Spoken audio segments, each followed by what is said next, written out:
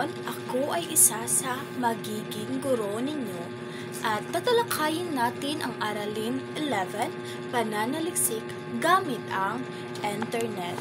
At ngayon, nais ko muna nating basahin ang mga layunin.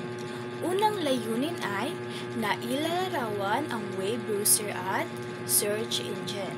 Nakikilala ang iba't ibang katangian ng web browser at search engine.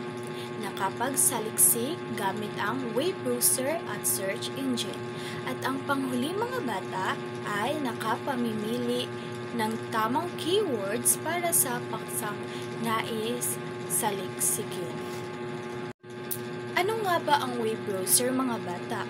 So, pag sinabi nating web browser ay isang computer o software na ginagamit upang maghanap at makapunta sa iba't ibang websites. Alam naman natin alam naman ni teacher na lahat tayo ay nagagamit ng web browser dahil ito ay isang importante upang tayo ay makahanap ng mga impormasyon na ating hinahanap. So, ang web browser ito ay may kakayahan din. Ang web browser na ipapakita ang nilalaman ng isang website tulad ng teksto at larawan.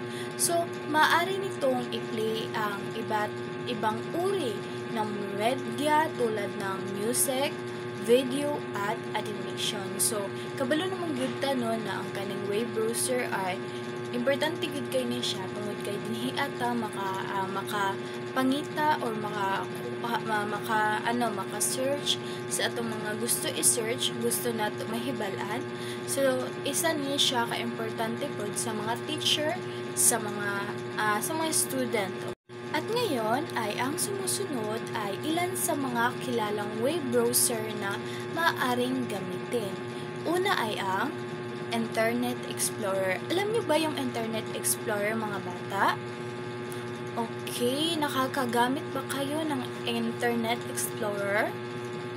Okay, so ang Internet Explorer mga bata, libre itong web browser mula sa Microsoft Corporation. So ito ay inilabas noong 1995 at isa sa mga pinaka-popular na browser ngayon. So ang pangalawa ay ito ay Mozilla Firefox. So alam niyo ba yung Mozilla Firefox? Okay, so ang Mozilla Firefox ay libre rin na web browser na Firefox mula sa Mozilla. So ito ay mula sa Mozilla. Kaya ito ay tinatawag na Mozilla Firefox. So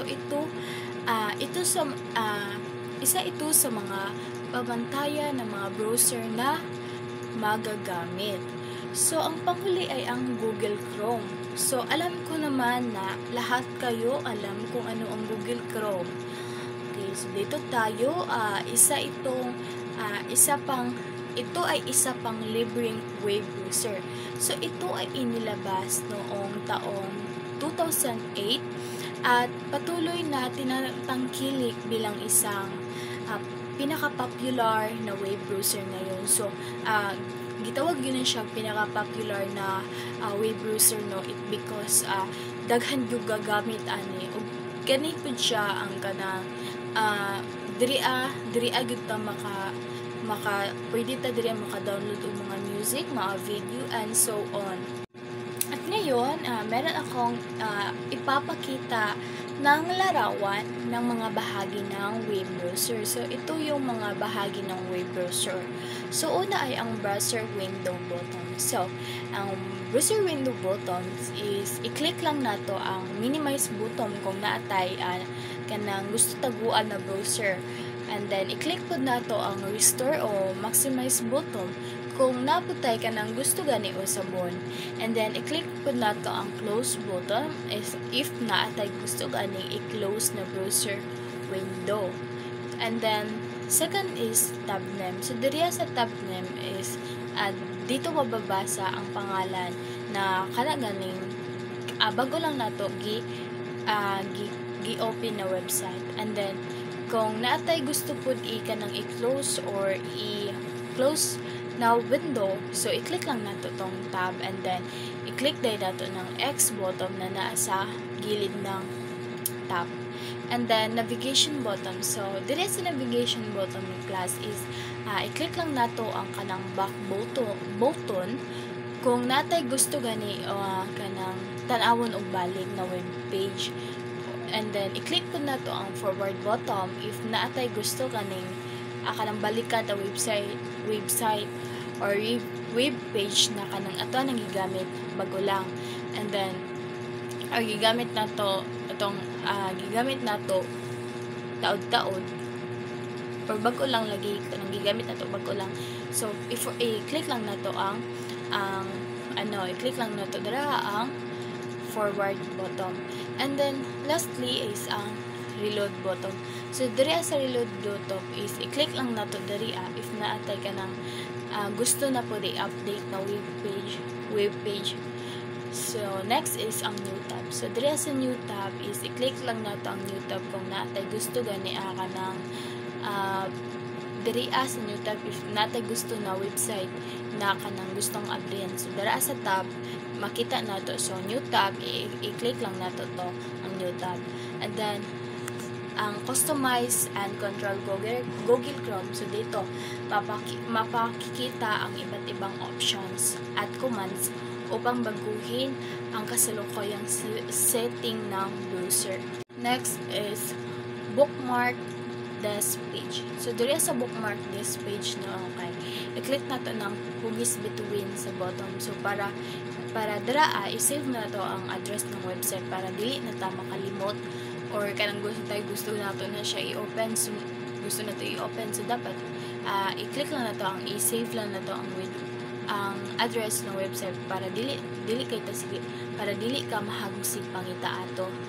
Then sa kanan na paraan is madali lang pud na siya na kanang imagay siyang kanang i-open sunod. So dali ra kay na siya na ma-open nato because na-save naman nato ang address ng website. And then address bar. So dire sa address bar is maaari natong i-type dito ang address ng isang website na gusto nating tingnan.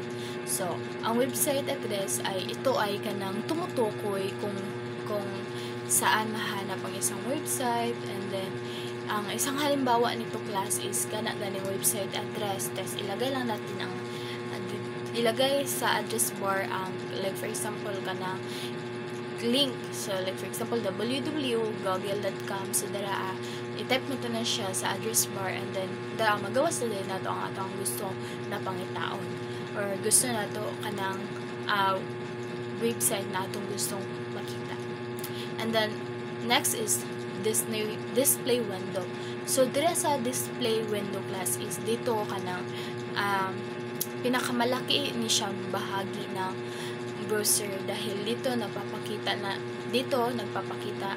ng pinipiling website. So dako daw siyang bahagi sa browser class kay diri man ta mamili sa website na gusto. And then scroll bars. There is a scroll bar is i-drag ito patataas o pababa upang makita ang kabuuan ng isang web page browser ng Windows. So dire scroll lang ta para makita nato kung unsa ang ato ang gusto na makita. Search engine. So ito yung mga halimbawa ng search engine.